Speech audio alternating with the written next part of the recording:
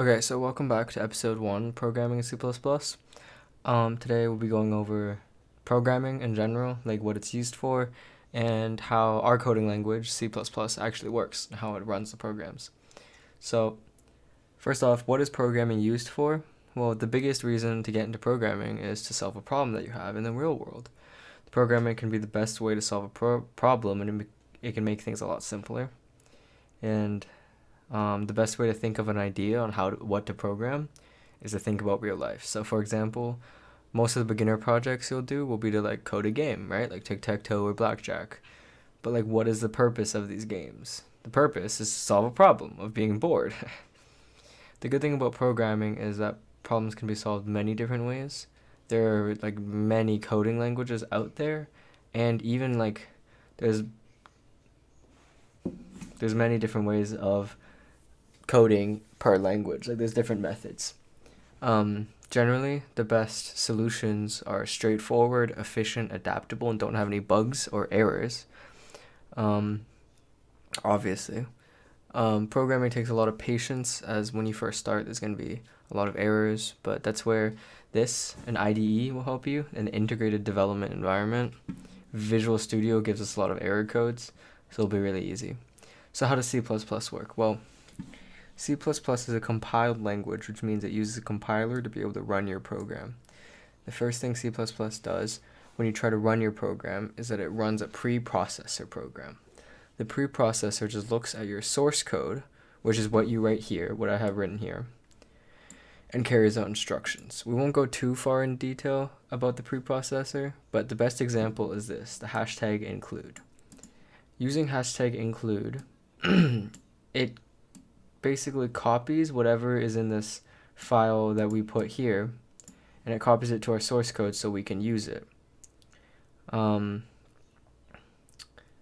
Why do we do this? For example, IOStream has really basic input functions that we can use, and instead of having to code our own program just to print something, we can use what they include in the basic library. Now the preprocessor sees the hashtag. This is a preprocessor statement. It sees this, and then it automatically knows, okay, I need to copy this into here so we can use it. Next, if you look at the diagram I have on screen, the compiler program turns your C++ code, for example, what we have here, usually ending with .cpp, into the language that your computer actually understands, or machine code. These files are called object files, and they usually end with .obj. Visual Studio actually includes a compiler, so we don't need to install one. Most integrated development environments, or IDEs, will. Next, once the object files are created, a program called the linker is activated. The linker combines all of the .obj files into an executable program, or one that ends with .exe. There are two other uses, but it is a bit more advanced, so we won't go over it. The editor, compiler, and debugger will all provide their own error messages in Visual Studio, usually found right here whenever we run anything. Most of the time when you're programming, you won't actually be programming, like writing source code, but instead you'll be debugging your source code or trying to find errors.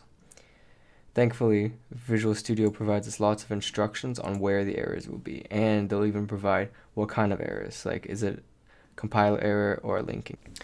Okay, so the questions for today, our little quiz, will be what kind of programming language is C++? What are the 3 steps involved in running a program? And why do we program?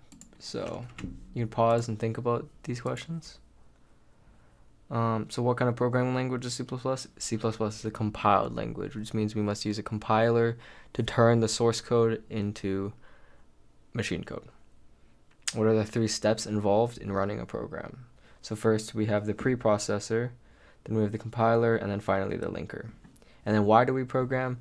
To solve everyday issues or to solve big picture issues. It can be anywhere in between. Okay, thanks for watching.